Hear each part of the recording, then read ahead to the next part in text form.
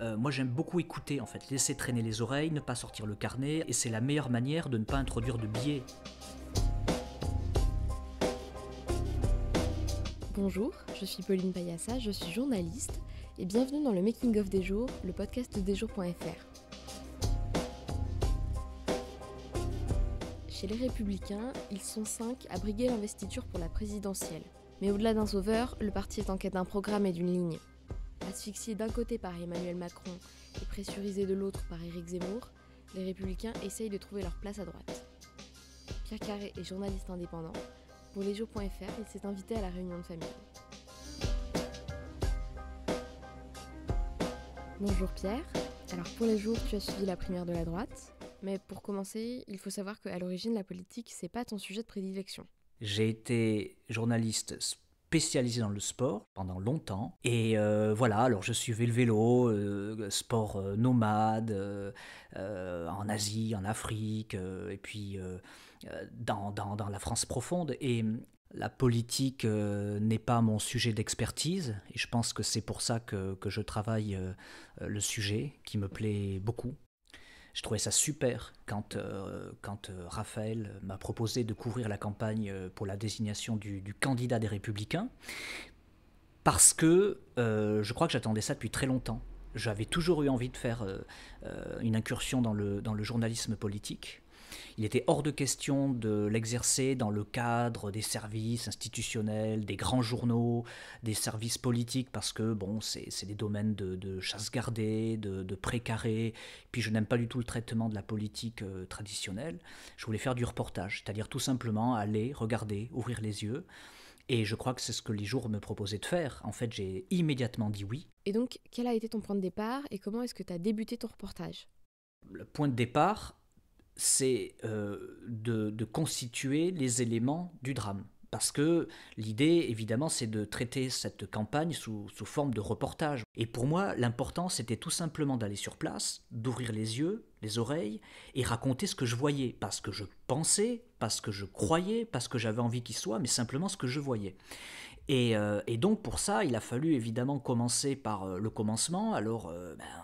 Alors d'abord j'ai cherché un lieu. Je me dis, bon, est-ce qu'il y a un lieu peut-être intéressant à Paris ? Je me suis projeté sur le 17e arrondissement parce qu'il réunit toutes les sensibilités de droite du moment, contrairement au 16e qui est plus fermé. Bon, et je trouvais que c'était un terrain intéressant pour lancer notre série. Alors c'est comme ça qu'un soir, je me suis retrouvé dans un cinéma à assister à une réunion de quartier qui était officiellement pas une réunion politique, hein, mais enfin bon, tu es dans un arrondissement qui est éternellement de droite et il est clair que c'était un auditoire de droite, c'était une majorité de droite qui présentait son bilan de mandat, et donc j'ai commencé à cibler mes personnages. J'ai vraiment fait un casting comme si on était au cinéma. J'étais assis, je regardais les personnages, je me disais, elle oui, ah lui, ah c'est pas mal, elle aussi, bon, et je prenais des notes et je me disais, ça c'est des personnages que j'ai envie de mettre dans notre histoire, d'en faire des figures récurrentes et puis auxquelles on s'attache parce qu'ils ont des choses à nous raconter.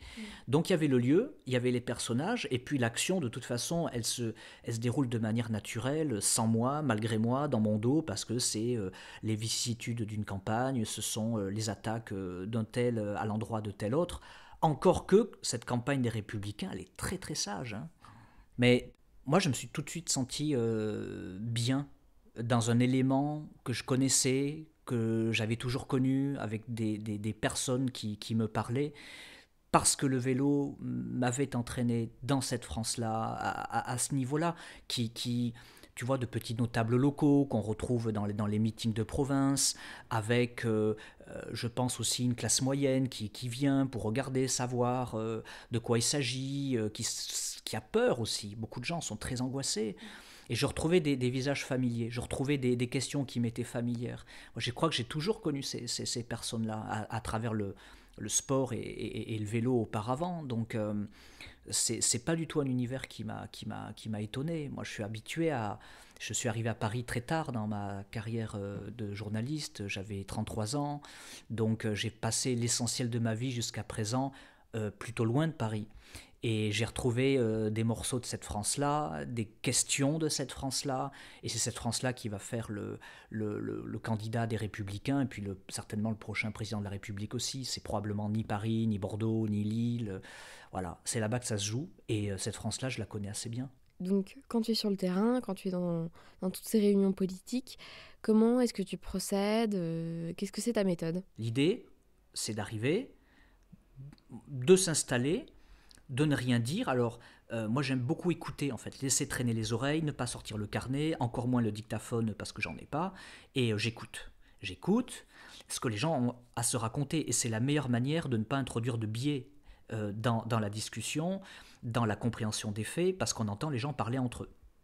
Et c'est comme ça qu'à la sortie d'un café avec Michel Barnier, je me rendais compte que les gens qui étaient censés venir faire la claque, invités par les politiques locaux, en réalité étaient plutôt très déçus par la prestation de Barnier, qui trouvait pas la hauteur, etc.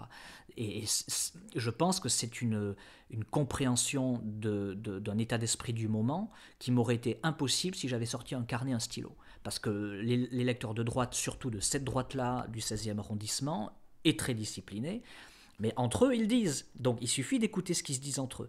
J'écoute et après, je retranscris. Bon, il ne s'agit pas de les piéger non plus. Si jamais j'ai besoin de vraiment m'intéresser à des personnages, à les définir un peu plus et donc qu'ils deviendraient reconnaissables, là je me présente et on mène une interview plus traditionnelle. Et ces gens-là méritent qu'on les raconte, parce que souvent on ne les raconte pas en plus. On ne les raconte pas bien. On fait des comptes rendus de meetings en mettant l'accent sur les phrases saillantes, les prises de position tonitruantes, mais on ne raconte pas le hors-champ ni le contre-champ. Or, c'est là que les choses se jouent. C'est qui est dans la salle, qui est venu, qui a pris du temps libre un soir pour aller écouter tel ou tel candidat. Mais le plus intéressant, c'est toujours dans ce genre de réunion, afin d'atteindre au plus près d'une vérité, c'est de se fondre dans le décor. Et en quoi le fait que tu aies traité pendant plusieurs années d'un sujet qui était très différent, qui était le cyclisme, t'aide à parler de cette primaire, de ce jeu politique? Est-ce que ça t'aide à faire un pas de côté? Moi, je mets un signe égal entre le vélo et cette campagne politique, parce que on est dans une compétition avec un point A, un point B. Entre les deux peuvent survenir aussi bien la chute que l'incident complètement inattendu. C'est le moment de la révélation des caractères, les lâches, les courageux, les égoïstes, les solidaires. Il y a des mécanismes très forts sociaux. Il y a une mythologie aussi très forte. Le vélo est habité par ses morts. Et la politique aussi, ils passent leur temps à se réclamer de Gaulle dans ce parti. Donc cette intrication entre le passé, le présent, bon, moi je la connais, je la comprends et je sais travailler avec. Et justement, ce que je trouve très très drôle, c'est de raconter l'actualité trempée de cette mythologie-là. Donc nous, ce qu'on raconte, ou ce qu'on voit, c'est un monde qui... c'est peut-être un monde qui meurt aussi. Et moi, je trouve très émouvant de voir des gens qui s'accrochent à un monde qui meurt. Mais tu sais, j'ai l'habitude, parce que le vélo et son événement fêtier, qui est le Tour de France, c'est aussi un monde qui meurt. C'est un sport qui est loin d'être le numéro 1 en France, qui a été le sport numéro 1 en France jusque dans les années 70, tu vois. Puis après, les courbes se sont croisées avec celles du foot. Donc le vélo, c'est une longue, lente apocalypse. C'est un magnifique chant du cygne. Et je pense que la politique classique, telle qu'elle se pratique avec les partis, avec cette présidentielle qui rend les gens complètement barges, c'est aussi un univers déliquescent. Et le vélo t'apprend à aller vraiment au plus près des gens. Je sais que c'est un petit peu un cliché de dire ça, mais par exemple, la France des Gilets jaunes, moi je la voyais depuis très longtemps, bien avant que les Gilets jaunes occupent les ronds-points. Et donc cette France de sous-préfecture, de routes départementales, je la connais assez bien. Et donc, je peux comprendre les tréfonds d'une campagne politique. Et est-ce que pendant ton enquête, tu as rencontré des obstacles ou des difficultés? Pour l'instant, c'est une campagne qui est percée comme un emmental, donc c'est facile de travailler. Je pense que quand ils vont avoir désigné leur candidat le 4 décembre, ils vont rentrer dans ce que le parti sait faire de mieux, c'est-à-dire une grande campagne. Là, pour l'instant, on ne s'en rend pas compte, mais c'est vraiment des deux grands partis en France qui est encore capable de faire une grande campagne. ils sont super pros. Les gens à droite sont super pros et ils ont les hommes pour ça, ils ont l'expérience, ils ont un peu d'argent aussi, moins qu'avant, mais ils en ont encore un petit peu. Et donc la campagne va démarrer, et là ça sera plus compliqué, les accès vont être beaucoup plus bloqués. Bon. Mais pour l'instant, on va partout. Dans tous les meetings, dans les cafés. De toute façon, ce sont des réunions publiques. Donc, ils ne peuvent pas nous refuser.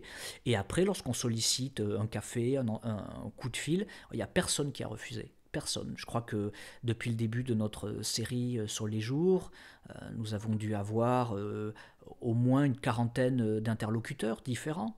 Et tous répondent, tous prennent le temps. Moi, j'ai fait un café de 3h15, par exemple, avec l'une de mes sources. Et ce sont des gens qui sont contents d'échanger aussi. Je crois, contents d'échanger et peut-être en dehors de leur microcosme, parce qu'ils échangent avec quelqu'un qui n'est pas évidemment une figure politique et qui n'est pas non plus journaliste politique. Donc les questions sont un peu différentes, le regard est différent, la conversation est différente, le maniement du off, là, ce poison qui s'appelle le off, n'est plus le même non plus en fait. On est à la chasse des petites histoires qui racontent quelque chose. Et ça les intéresse. Et quand ils ont compris le truc, ils ont envie aussi de faire partie de cette histoire. Alors, on voit qu'ils essaient de se placer, ils essaient de nous aider, de nous apporter un petit peu la couleur qu'on va venir poser dans ce tableau. Au fond à droite est disponible sur lesjours.fr. Vous pouvez aussi nous retrouver sur Instagram, Facebook et Twitter @lesjoursfr ou nous écrire à contact@lesjours.fr. On se retrouve très vite pour un nouvel épisode.